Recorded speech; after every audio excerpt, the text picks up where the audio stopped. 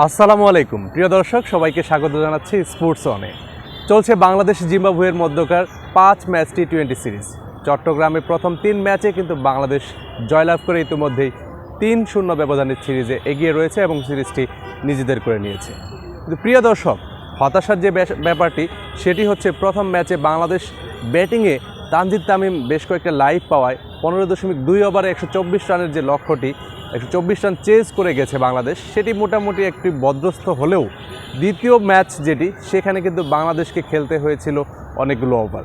তৃতীয় ম্যাচে বাংলাদেশ যখন প্রথমে ব্যাট করার সুযোগ পায় সেখানে কিন্তু মাত্র 165 রান করে, এবং তাও টপ অর্ডারদের যে ধারাবাহিক ব্যর্থতা সেটি কিন্তু একদম স্পষ্ট।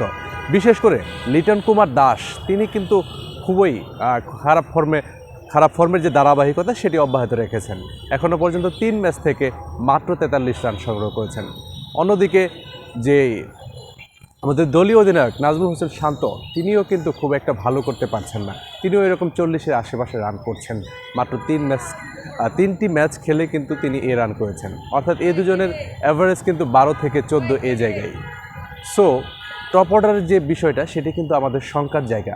অন্যদিকে মিডল অর্ডারের কথা যদি বলি, মিডল অর্ডার কিন্তু বাংলাদেশ বেশ ভালো করেছে বলা যায়। এক্ষেত্রে তাওহিদ হৃদয়, যিনি 2 ম্যাচ পরপর ম্যান অফ দ্য ম্যাচ হয়েছেন, একটা ম্যাচে অর্ধশতক করেছেন, আরেকটা ম্যাচে 37 রান করেছেন। এই জায়গায় মাহমুদুল্লাহ রিয়াদও তাকে ভালো সঙ্গ দিয়েছেন। তিনি যদিও খুব বেশি রান করেননি, তবে তিনি কোনো ম্যাচেই কিন্তু এখন আউট হননি। অন্যদিকে জাকের আলী অনেক গতকালকের ম্যাচে 34 বল থেকে 44 রানের একটি ইনিংস খেলেছেন।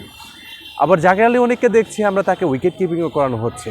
এই জায়গায় কী বার্তাটা দেওয়া হচ্ছে লিটন দাসকে? লিটন দাস কি বিশ্বকাপের পরিকল্পনায় নাও থাকতে পারেন? তেমনটাই কি নির্বাচকরা বোঝাতে চাচ্ছেন জাকের আলী অনেককে উইকেট কিপিং করে?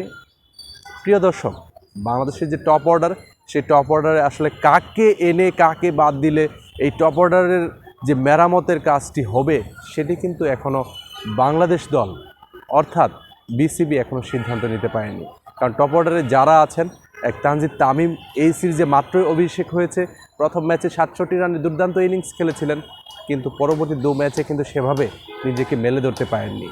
সো টপ অর্ডারের যে কনসার্নের বিষয়, বিশেষ করে ওয়ান ডাউনে ব্যাট করা নাজমুল হোসেন শান্ত, এই যে কনসার্নের বিষয়, সেখানে বিসিবিকে অত্যন্ত সুদূর প্রসারে চিন্তাভাবনা করতে হবে। প্রিয় দর্শক, চট্টগ্রামের প্রথম 3 ম্যাচ শেষে ঢাকায় কিন্তু বাকি দুটো টি-20 ম্যাচ হবে জিম্বাবুয়ের সাথে, সে বেশ পরীক্ষা কিংবা সুযোগ রয়েছে। দেখা যাক বাংলাদেশ আসলে টি-20তে কখনোই খুব একটা ভালো দল ছিল না, সেই জায়গায় এই বিশ্বকাপে কেমন দল পাঠাতে পারে সেটি এখন দেখার বিষয়। ধন্যবাদ সবাইকে স্পোর্টস অনের পাশে থাকার জন্য।